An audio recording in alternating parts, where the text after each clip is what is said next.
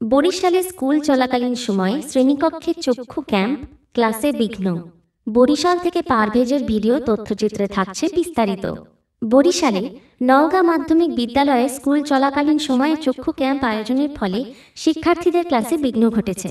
গত 18 মে রবিবার বরিশাল নগরীর 27 নম্বর ওয়ার্ডের কুদঘাটা এলাকায় অবস্থিত নওগাঁ মাধ্যমিক বিদ্যালয়ে গ্রামীণ জিসি চক্ষু হাসপাতালের উদ্যোগে একটি ফ্রি মেডিকেল ক্যাম্পের আয়োজন করা হয়। এই ক্যাম্পে প্রায় 2 শতাধিক রোগীকে বিনামূল্যে চোখের চিকিৎসা, ছানি অপারেশনের জন্য রোগী বাছাই ও স্বাস্থ্যসেবা প্রদান করা হয়।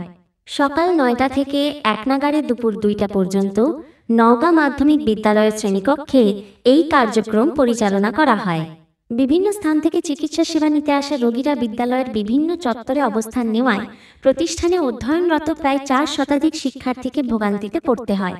এইভাবে স্কুল চলাকালীন সময়ে ক্যাম্প আয়োজনের ফলে শিক্ষার্থীদের ক্লাসে যেমন উপস্থিতি কমে যায়, তেমনি শিক্ষার স্বাভাবিক পরিবেশেও বিঘ্ন ঘটে। এই ব্যাপারে বিদ্যালয়ের ভারপ্রাপ্ত প্রধান শিক্ষক বলেন,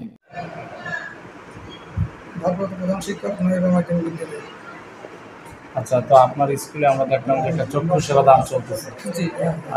কেউ বলতেছে ফ্রি, কেউ বলতেছে ফ্রির নামে বিভিন্নভাবে টাকা নেওয়া হচ্ছে, ওষুধের নামে, চশমার নামে টাকা নেওয়া হচ্ছে, কিন্তু তাদেরকে বলা হয়েছিল যে ফ্রি।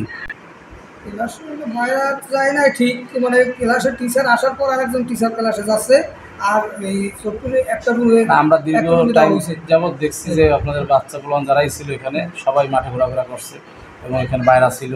তো আমাদের মানে ভিডিও ফুটেজও আছে, তো বাচ্চাদেরও বক্তব্য নেওয়া হয়েছে। তাদের জিজ্ঞাসা করা হয়েছে যে আসলে তোমরা ঘুরতেছো, তোমাদের ক্লাস হচ্ছে না? বলছে যে না, স্কুলে তো চক্ষু সেবা চলতে, সেই জন্য আমাদের ক্লাস হচ্ছে না, সেই জন্য আমরা ঘুরতেছি।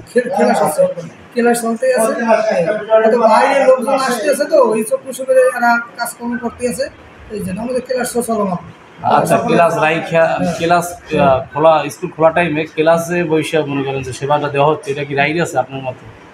না, কোনো ক্লাসে বসে সেবা দেওয়া হচ্ছে না। ক্লাসরুমে বসেই তো নির্দিষ্ট একটা ক্লাসরুম দেওয়া হয়েছে। এটা যে স্কুলের যে একটা ক্লাসরুম, ঠিক না? তো এখানেই তো সেবাটা দেওয়া হইতেছে। আসলে এটা কি রাইট আছে কিনা স্কুল খোলা টাইমে? এখন এটা তো শুক্রবার বন্ধ টাইমে আপনারা পাচ্ছেন। সেটা আমাদের হাতে কিছু নেই, এরা গ্রামীণ চক্ষু হাসপাতাল থেকে তারা সিলেক্ট করে আসছে। স্কুল তো সরকারি, ঠিক না? না, সরকারি না, বেসরকারি। যাই হোক, তারাই প্রোগ্রাম করছে, গ্রামীণ চক্ষু হাসপাতালে তারাই প্রোগ্রাম করছে যে কোনো একটা রুম চাওয়ার জন্য। যাই হোক, পারমিশন তো আপনি দিয়েছেন? হ্যাঁ, অবশ্যই দিতে, যাতে স্থানীয় জনগণের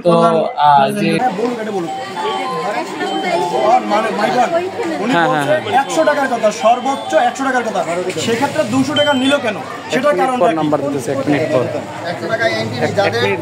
ক্লাস চলাকালীন সময় চক্ষু চিকিৎসা ক্যাম্পের আয়োজকদের বক্তব্য, টাকা নেওয়া হইতেছে, সেক্ষেত্রে স্কুলেই কেন আপনাদের এই ক্যাম্পেইন দেওয়া লাগলো?